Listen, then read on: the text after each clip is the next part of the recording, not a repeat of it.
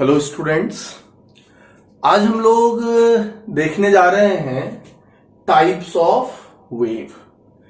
तो वेव को हम लोग क्लासिफाई करने जा रहे हैं और ऐसा करने के लिए हमें रिक्वायरमेंट है बेसिस की। किस बेसिस पर आखिर हम लोग वेव को क्लासिफाई कर रहे हैं। तो हम लोग बहुत सारे बेसिस पर वेव को क्लासिफाई कर रहे हैं। अब देखो यहां पर सबसे पहले हम लोगों ने बेसिस लिया वेव कितने डायरेक्शन में प्रोपगेट कर रहा है, वेव का एनर्जी कितने डायरेक्शन में प्रोपगेट कर रहा है। इस अकाउंट पर हम लोग वेव को तीन हिस्से में बांटते हैं। एक हम लोग कहते हैं कि वन डायमेंशनल वेव है, दूसरा हम लोग कहते हैं कि टू डायमेंशनल वेव है और तीसरा हम लोग कहते हैं कि थ्री डायमेंशनल वेव है। वन डायमेंशनल वेव यानी वेव का एनर्जी एक ही डायरेक्शन में प्रोपगेट करेगा, जिसके लिए हम लोगों ने इक्वेशन भी डेवलप किया था। उसके लिए तुम लेक्चर 1 देख सकते हो।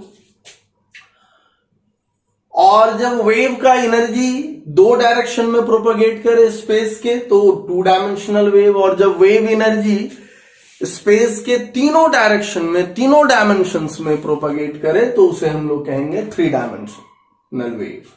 तो थ्री डायमेंशनल वेव में हम स्पेस के तीनों कोऑर्डिनेट्स को यूज करेंगे, x Y Z.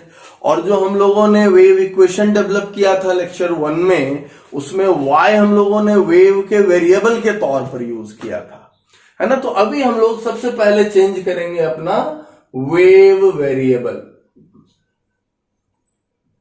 Wave variable को अभी हम लोग ई से डिनोट करेंगे। तो वन डायमेंशनल वेव के लिए जो हम लोगों ने वेव इक्वेशन डेवलप किया था उसमें y के जगह पर e डाल दो तो क्या हो जाएगा, del two E del T square equals V square del two E del X square. अब ये वेव किधर प्रोपगेट कर रहा है, x डायरेक्शन में, है ना। तो ये वन डायमेंशनल वेव है। अब टू डायमेंशनल वेव के लिए अगर उसी इक्वेशन को हम लोग एक्सटेंड करें तो ऐसा लिखेंगे। हालांकि इसकी कोई जरूरत हम लोगों को नहीं है, लेकिन फिर भी देख लेने में बढ़िया रहेगा। और हमने यहां लिया del two E del Y square. तो वेव किस किस डायरेक्शन में प्रोपगेट कर रहा है, एक्स में और वाई में। और 3D वेव के लिए क्या हो जाएगा, यहां पर del two E del T square is V square del two E del X square plus del two E del Y square plus del two E del Z square. यानी wave यहां पर एक्स में, Y में और Z में propagate कर रहा है, और यह मानते हुए कि तीनों डायमेंशंस में वेव के स्पीड सेम है। ये वेव का इक्वेशन हो गया। दूसरा जो हमारा बेसिस है वो है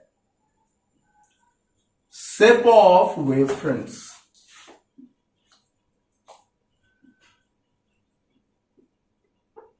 अब सबसे पहले तो ये कॉन्सेप्ट आएगा कि वेव फ्रंट क्या है ना। तो हम लोगों ने पहले लेक्चर में एक कॉन्सेप्ट देखा था कि फेज होता है वेव के पास, है ना। तो वेव का जो फेज है ना, तो वो सारे पॉइंट्स स्पेस के जो एक टाइम में एक ही फेज में ऑसिलेट करेंगे, उसका जो लोकस तैयार होगा, उसका जो कलेक्शन तैयार होगा, इट कंस्टिट्यूट अ सरफेस। और उस सरफेस को हम क्या कहते हैं, वेव फ्रंट। यानी वेव फ्रंट वो सरफेस है जिस सरफेस का सभी पॉइंट्स एक टाइम में एक ही फेज में ऑसिलेट करता है। तो वेव फ्रंट क्या है,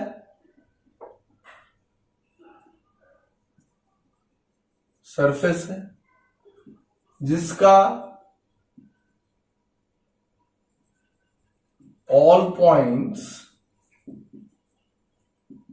oscillates in same phase at a time, है ना। इस वेव फ्रंट के ग्राउंड पर अगर हम लोग वेव को क्लासिफाई करें तो हम लोग वेव को क्लासिफाई करते हैं as a plane wave, as a cylindrical wave and as a spherical wave.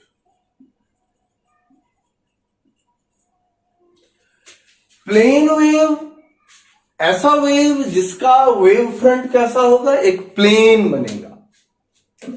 Suppose करो यहां पर ये एक प्लेन है,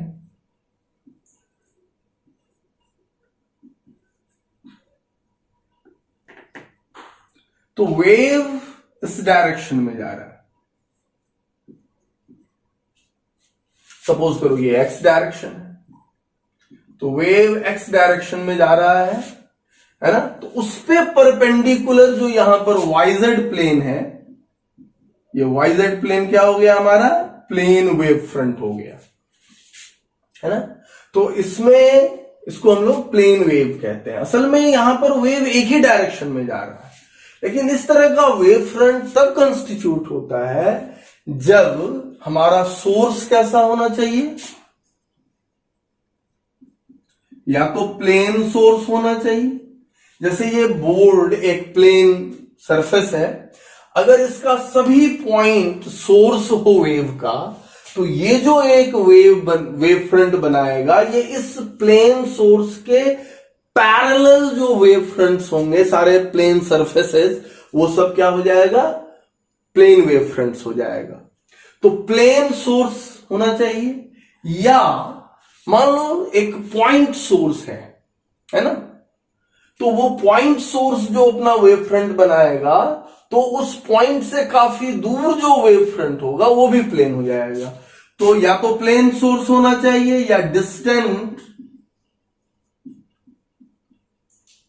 पॉइंट और लाइन सोर्स होना चाहिए। तो लाइन सोर्स जैसे एक ट्यूबलाइट है या कोई एक लाइन है, जिस लाइन के सभी पॉइंट्स सोर्स की तरह बिहेव कर रहा हो, तो उससे जो वेव जनरेट होगा और उस लाइन सोर्स से काफी दूर का जो वेव फ्रंट होगा वो क्या हो जाएगा, प्लेन हो जाएगा।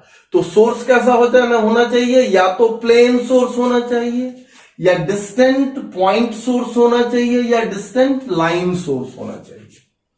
सिलिंड्रिकल वेव का क्या मतलब है, लाइन सोर्स जो है वो सिलिंड्रिकल वेव फ्रंट बनाता है। ये मान लो एक लाइन सोर्स है, तो इस लाइन सोर्स से जो वेव निकलेगा वो एक सिलिंड्रिकल वेव फ्रंट बनाएगा।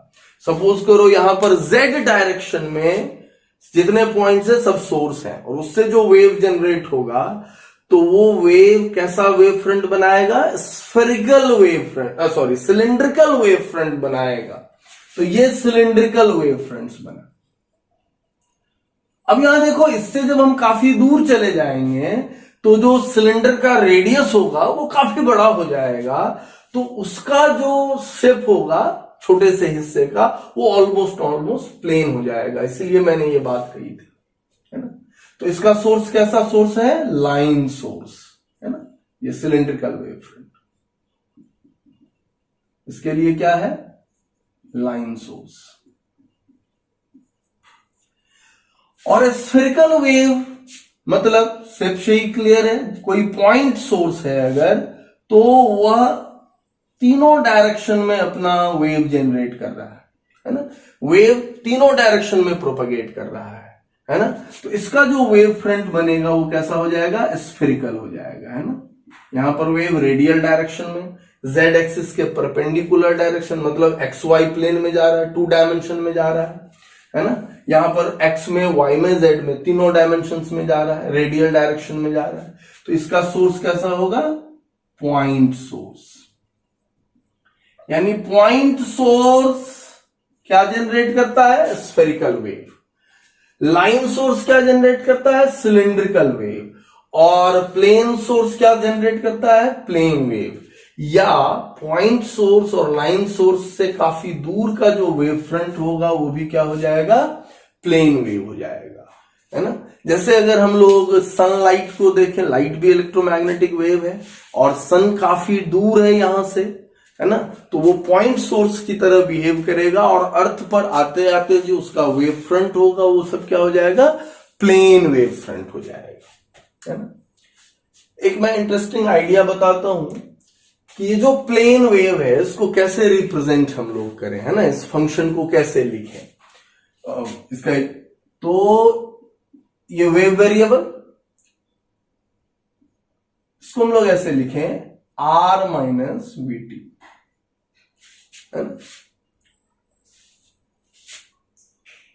और इसको कैसे लिखें सिलेंड्रिकल वेव के लिए, तो ये फंक्शन, जो भी फंक्शन लिखे वो कुछ इस तरह से आएगा, 1/√r function r minus we T. v जहां की वेलोसिटी है वेव, और इसके लिए क्या आ जाएगा equation, 1/r function r minus we T, है ना। ये फॉर्म हम लोग पहले देखे हुए हैं, ये डेवलप किए हुए हैं इन जनरल। चलो अगला जो बेसिस हम लोग लेते हैं that is the periodicity of, तो पीरियोडिसिटी पीरियड वर्ड से बना है, और वेव के प्रोपगेशन में क्या होता है कि जो वेव वेरिएबल है वह पोजीशन और टाइम के साथ बदलता है। तो हम लोग देखते हैं कि उसकी जो पीरियड है उसका वो स्पेस में भी है और टाइम में भी होना चाहिए। इसको ध्यान में देखते हुए हम लोग वेव को दो हिस्से में बांटते हैं। एक तो हम लोग कह रहे हैं कि पल्स है, और दूसरा क्या है, पीरियोडिक वेव है। असल में यही हमें पढ़ना है। पहले लेक्चर में हम लोगों ने कुछ इक्वेशंस लिया था जो पल्स को रिप्रेजेंट कर रहा था, तो वहां पे जाकर के तुम देख सकते, सेकेंड लेक्चर में इनफैक्ट। तो पल्स क्या है, तो पल्स लोकलाइज्ड होता है, डिस्टरबेंस जो है वो small part of the space में लोकलाइज्ड होता है ना। तो ये क्या है, लोकलाइज्ड वेव है ना। जैसे हम लोग ये स्ट्रिंग ले रहे हैं और इस स्ट्रिंग पर एक पल्स जनरेट किया यहां, तो इस स्ट्रिंग का, ये लॉन्ग स्ट्रिंग है, इस स्ट्रिंग का एक छोटा सा हिस्सा ही है जहां पर y एग्जिस्टिंग है ना। इसके बियॉन्ड ये जो वेव वेरिएबल हमारा है, जो डिस्प्लेसमेंट है पार्टिकल का, वो नहीं है। तो ये localised wave is called pulse. Lecture 2 में हम लोगों ने कुछ इक्वेशंस देखा था पल्स का, तो वहां पर जाकर के तुम देख सकते हो कि वो क्या है। तो ये लोकलाइज्ड होता है in a small part of space. Periodic wave क्या होता है, ये कंटिन्यूअस होता है ना, डीलोकलाइज्ड है ये,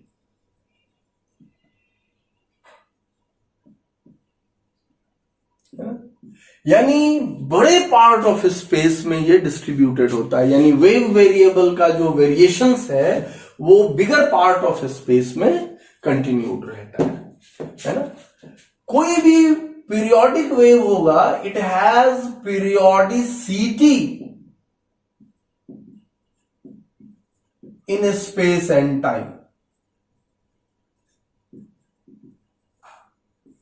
किसी लेक्चर में हम लोग इस पर अलग से बात करेंगे, पीरियोडिसिटी पर, जब हम लोग उसको और कैरेक्टराइज करेंगे तब देखेंगे। तो इसकी अपनी पीरियोडिसिटी होती है स्पेस और टाइम में। जैसे कि तुम लोगों ने हाई स्कूल फिजिक्स में वेव के बारे में जो थोड़ा बहुत सीखा है, उसमें तुमने देखा होगा वेवलेंथ होता है, फिर टाइम पीरियड और फ्रीक्वेंसी की बात करते हैं, तो वो इन्हीं periodicity of space and time से रिलेटेड है। पीरियोडिसिटी इन स्पेस वेवलेंथ होता है, periodicity in time time period होता है, जिसका रेसिप्रोकल फ्रीक्वेंसी हम लोग लेते हैं। तो ये जो पीरियोडिक वेव है, ये पीरियोडिक वेव बहुत तरह का हो सकता है ना, किसी भी फॉर्म का। कुछ जो इसका यूजुअल वेव फॉर्म्स है, उस वेव फॉर्म्स को अगर हम लोग देखें, है ना, तो वो शेप के अकाउंट पर हम लोग देखते हैं। जैसे मान लो हम लोगों ने यहां पर इस शेप में एक देखा, ये सपोज करो कि कोई वेव है ना। तो ये हम लोग वेव फॉर्म देखते हैं इसका। मैंने बताया था वेव फॉर्म की वेव वेरिएबल और स्पेस कोऑर्डिनेट का जो ग्राफ हम लोग बनाते हैं वो वेव फॉर्म होता है। तो इसका वेव फॉर्म कैसा देखने में लग रहा है, या तो रेक्टेंगुलर होगा या स्क्वायर होगा। तो उसी शेप के नाम पर इसको हम लोग कह लेते हैं रेक्टेंगुलर या स्क्वायर वेव। सपोज करो अगर इस तरह का हमने बनाया, कैसा शेप है, ट्रायंगुलर, तो हम लोग कहते हैं इसे ट्रायंगुलर वेव। सपोज करो हमने ऐसा बनाया,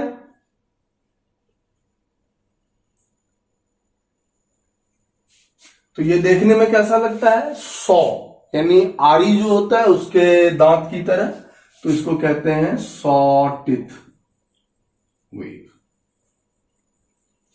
और ये तो एक यूजुअल फॉर्म है जो सब तुम लोगों ने देखा है, साइन या कॉस के फॉर्म में अगर है तो इसको हम लोग कहते हैं साइनोसॉइडल वेव।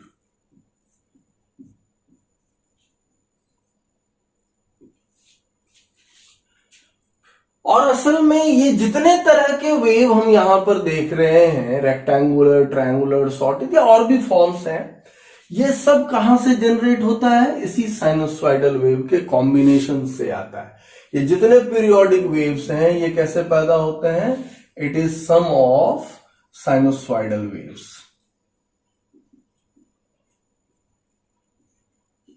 तो ये सब हम लोगों को नहीं पढ़ना है, लेकिन साइनोसॉइडल वेव्स हम लोगों को पढ़ना है, क्योंकि इसी से ये सब जनरेट होता है। फिर हायर स्टैंडर्ड्स में हम लोग इसके बारे में भी बात करते हैं, how we can combine sinusoidal and cosinusoidal waves to generate such kind of waves like rectangular, square, triangular और सॉटिथ वेव्स, है ना। चलो नोट कर लो। अगला जो हम लोग देखते हैं वो बहुत इंटरेस्टिंग आइडिया है, that is on the basis of 4 number, relation between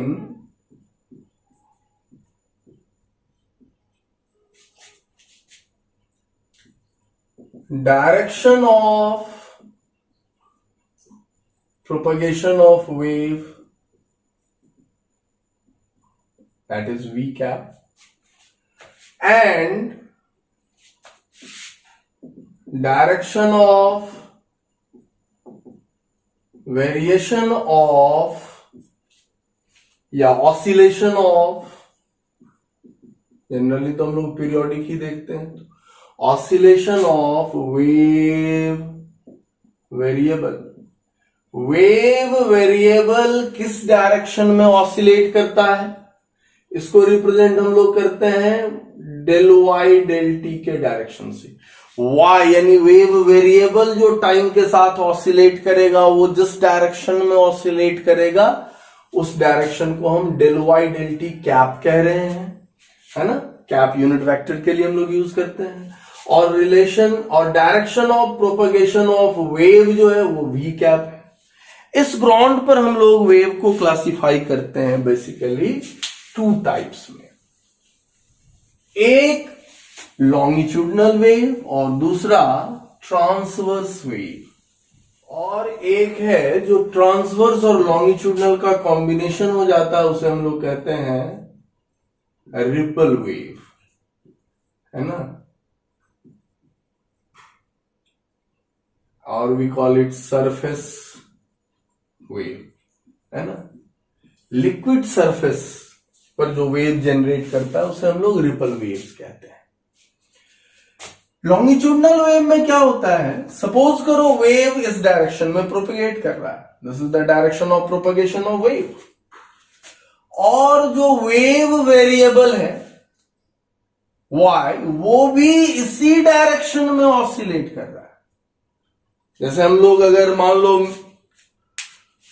जैसे साउंड वेव एक लॉन्गिट्यूडनल वेव है, तो उसमें क्या होता है, जो साउंड वेव अगर मान लो इस डायरेक्शन में प्रोपेगेट कर रहा है तो मीडियम का पार्टिकल भी इसी डायरेक्शन में ऑसिलेट करेगा, है ना। दोनों एक ही डायरेक्शन में, वेव भी इसी डायरेक्शन में प्रोपेगेट कर रहा है ना, और वेव वेरिएबल भी इसी डायरेक्शन में ऑसिलेट कर रहा है, यानी दोनों का डायरेक्शन कॉन्साइड कर रहा है।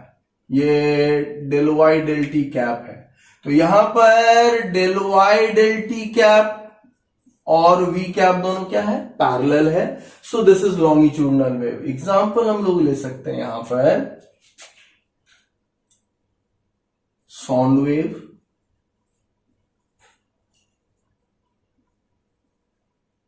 है ना,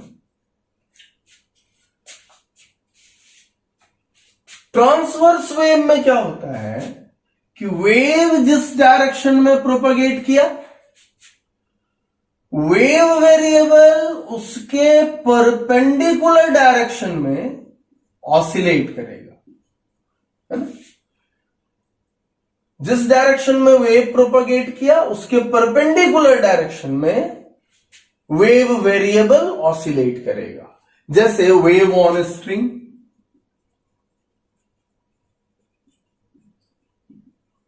सपोज करो ये वेव ऑन स्ट्रिंग है, तो ये जो स्ट्रिंग का पार्टिकल है ये इस डायरेक्शन में ऑसिलेट कर रहा है ना, और वेव इस डायरेक्शन में प्रोपगेट कर रहा है, दोनों एक दूसरे पर क्या है, परपेंडिकुलर है। तो ट्रांसवर्स वेव में क्या होगा कि डेल वाई डेल टी का डायरेक्शन परपेंडिकुलर है वी के डायरेक्शन। और हम लोग एक एग्जांपल यहां पर चूज करें,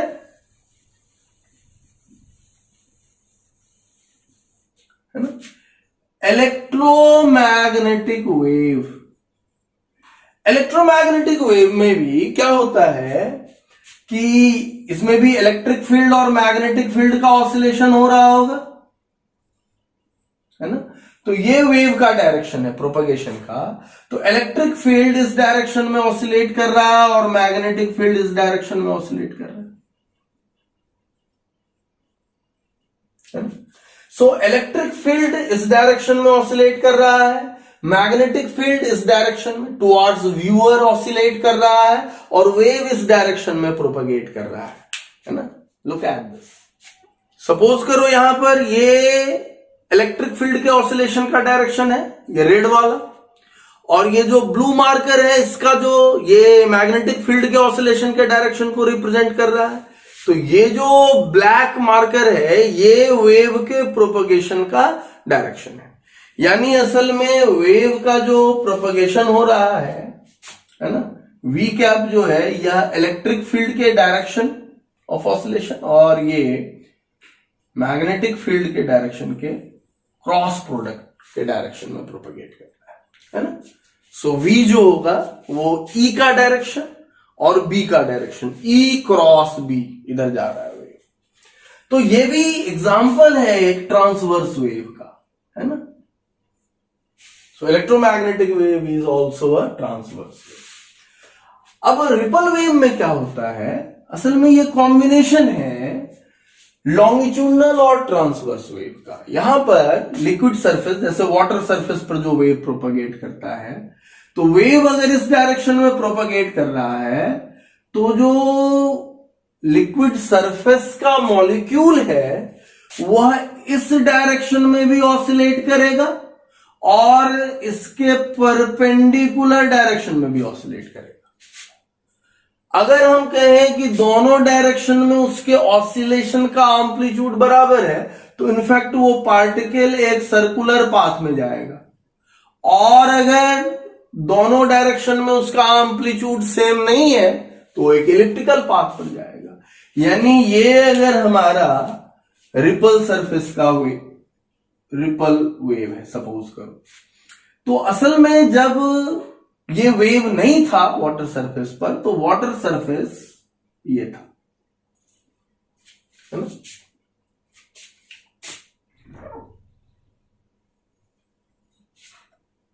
अब ये जो मॉलिक्यूल है ना, जब कोई वेव नहीं था तो अपने मीन पोजीशन पर है और ये ऑसिलेट कर रहा है सर्कुलर पाथ पर, तो ये इसका पाथ हुआ। ये जो मॉलिक्यूल है यह भी सर्कुलर पाथ पर घूम रहा है तो ये हुआ इसका। और भी पार्टिकल्स ले लें, जैसे हम यहां का पार्टिकल्स ले लें तो ये यहां घूम रहा है, यहां का पार्टिकल ले लें तो ये यहां घूम रहा है, यहां का पार्टिकल ले लें तो ये ऐसे घूम रहा है। तो जैसे हम कहें कि अब जब वेव है तो यहां का पार्टिकल कहां है, इस पोजीशन पर, और यहां वाला पार्टिकल जो है वो कहां है, ये वाला पार्टिकल इस पोजीशन पर आया, ये वाला पार्टिकल अभी इस पोजीशन पर है, और ये वाला पार्टिकल अभी इस पोजीशन पर है ना, फिर ये वाला पार्टिकल इस पोजीशन पर है, ये वाला पार्टिकल फिर इस पोजीशन पर है। तो असल में ये मॉलिक्यूल यहां पर है ना, ये ऐसे घूम रहा है सारे मॉलिक्यूल्स, तो वेव इधर जा रहा है और ये मॉलिक्यूल घूम रहा है ना। तो अगर एम्पलीट्यूड बराबर है तो सर्कुलर, अदरवाइज एलिप्टिकल। तो ये दोनों डायरेक्शन में ऑसिलेट कर रहा है। तो वेव के डायरेक्शन में भी ऑसिलेशन हो रहा है और उसके परपेंडिकुलर डायरेक्शन में भी। तो ripple wave is combination of longitudinal wave plus transverse wave, है ना। ओके, नेक्स्ट जो हमारा बेसिस है वो है कि वेव को प्रोपगेट करने के लिए मटेरियल मीडियम की जरूरत है या नहीं।